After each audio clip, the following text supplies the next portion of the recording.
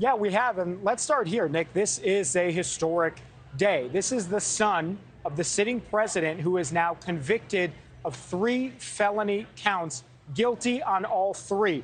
We've never been here in our history, so let's keep that in mind as we move forward here. Clearly, the jury found that the prosecution had proved its case. This case the entire time hinged on whether or not Hunter Biden knowingly lied when he checked a box that said he was not an illegal drug user. The jury obviously not convinced by Hunter's arguments, and within about 3 hours total of deliberating, relatively quick, they came back and delivered that guilty verdict. Now, we can tell you from our perspective, our NewsNation team inside the courtroom, Hunter Biden didn't really have much of a visceral, emotional reaction. He stayed pretty steady, turned around, hugged his attorneys, he hugged his wife. We heard that his uncle, James Biden, the brother of the president, did sort of gasp as he heard the verdict. That was essentially it. Moments ago, you showed Hunter walking out of the courtroom with the First Lady on his one hand and his wife, Melissa, on the other hand. The First Lady actually was not inside the courtroom when this verdict came down. It just shows you it was very quick from the time when we heard the jury had come to a verdict to the time when they actually announced what it was.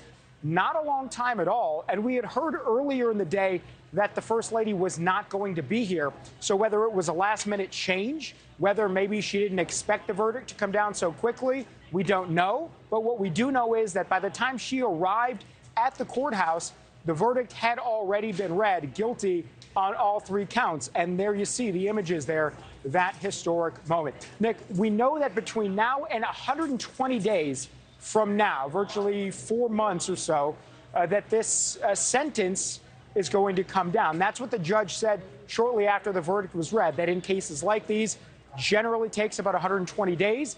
That may change depending on some technicalities or potentially efforts to appeal. But as of right now, we think that that's when a Hunter may be sentenced in this case. So obviously, as we just mentioned, we've witnessed history here today. And moving forward, Hunter Biden is going to be a convicted felon as he now prepares for a second criminal trial in California coming up in September. A short amount of time away here, Nick. There was no movement towards a microphone or opportunity for Hunter to speak, or did we hear anything from Hunter or his attorney, Joe?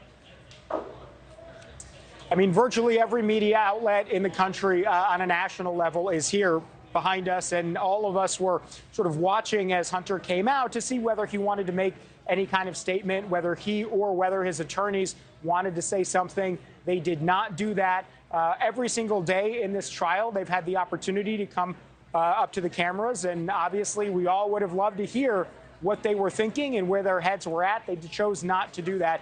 Neither have the prosecuting attorneys, by the way. They did not come out today.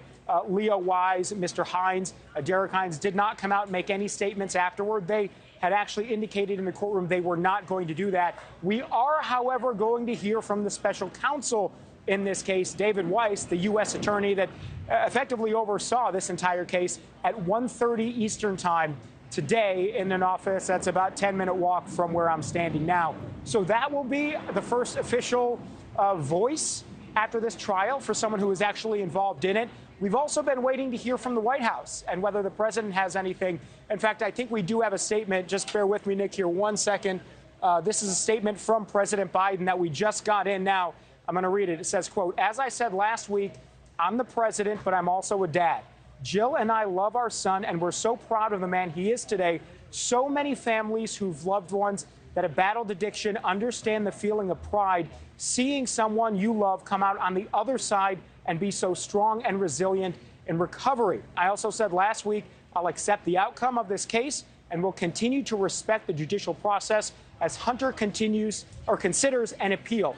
Jill and I always will be there for Hunter and the rest of our family with our love and support. Nothing will ever change that." So just as I'm reading that now for the first time, that is the reaction from President Biden, reacting as a father, reacting emotionally, largely echoing the statement we got from him at the beginning of this trial, where he said, "I'm not going to get involved, but we're going to stand with our son, and we're proud of what he's overcome with his struggles with addiction." Nick.